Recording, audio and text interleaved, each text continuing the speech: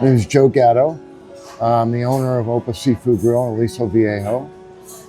My previous life in the restaurant industry, the last 42 years, 35 of those years, great years are with Outback Steakhouse. Started in the second Outback, built and opened the 14th one in South Florida, and then joined a franchise group out here in California for the last 27 years. What brought you to OPAH? How did you find OPAH and how did this opportunity present itself? It was through a friend of mine that had heard about it, and originally I was going to just be an investor. And one thing led into the other, and decided that after my 35-year career with Outback Steakhouse, that it was maybe time to try something different out of the corporate world into the independent world, and I purchased OPAH. In the grand scheme of things, Aliso Viejo is not an old city. I think the first homes were sold in 1989, something about that. But in terms of restaurants, OPAH is. It's been around, how many years now? 26 years. 26 years. That's a big achievement in this industry. Yes, it is. What does it mean to you to now be helming and owning a restaurant that is quite literally a pillar of the community? Well, it is. It is an institution in the community, as I like to think about it. And this community of Aliso Viejo and the surrounding communities have been nothing but gracious. In the beginning, no one knew about the new ownership, and slowly that came to fruition, and more people were hearing about it, and the buzz was good. Aliso Viejo and the surrounding communities, they got their OPAH back. To people that may not be familiar with this area, what would your pitch be to them on why they should come to OPAH and dine here? We will deliver you the experience that you're looking for. And we appreciate your hard-earned money. And to spend it here at OPAH with all the choices you have around us, we will deliver that hospitality and that experience and the consistency in the food. For someone that has been around restaurants for so long, what are some of the biggest changes in the industry as a whole that you've seen throughout your time? And then what are some of the things that have still stayed the same after all these years and that restaurants always hold true? I've been doing this for 43 years. Endless changes, both within the four walls, outside the four walls, politically, you name it, it comes our way. In the state of California, it's particularly difficult to run an independent restaurant and earn the monies that other states can earn. A lot of regulations and so on. So those things are forever changing, right? But if you allow that white noise to get in your way, then your restaurant will just be like everybody else. So try to avoid the white noise.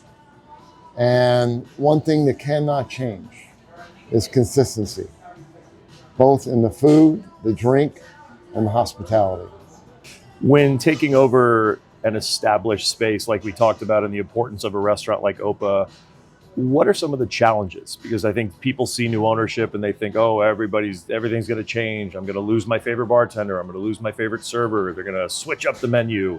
How do you ingratiate yourself so quickly with an established audience? Well, honestly, I'm just one person. So my staff, which is amazing, they're the ones doing and performing and creating the experience. I allow them to have the autonomy to do so.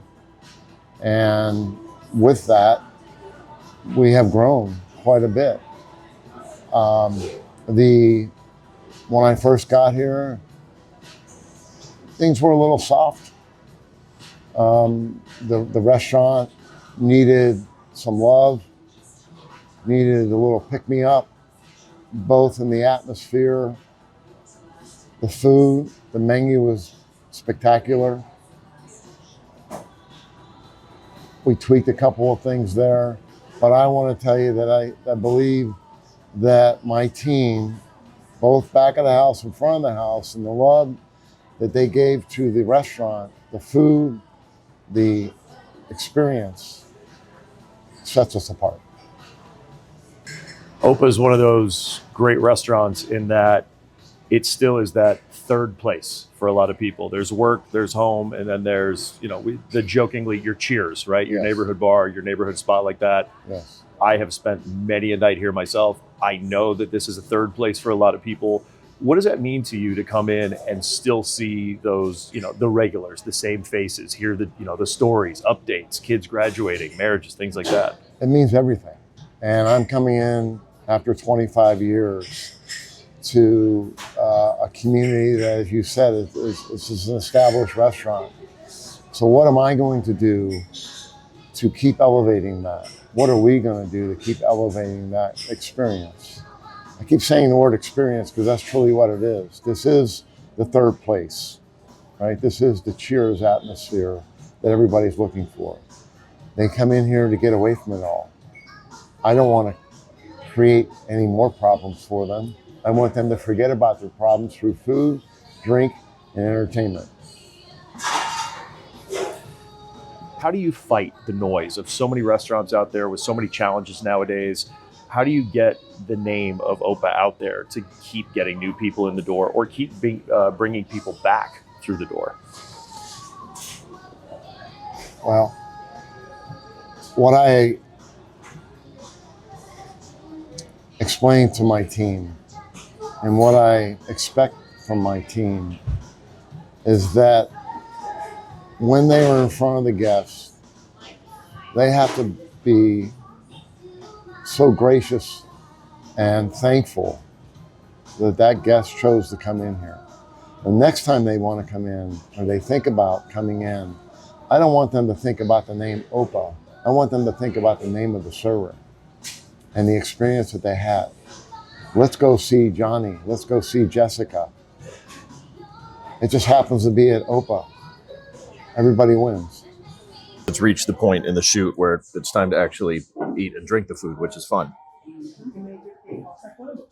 Including the Negroni, which rocks.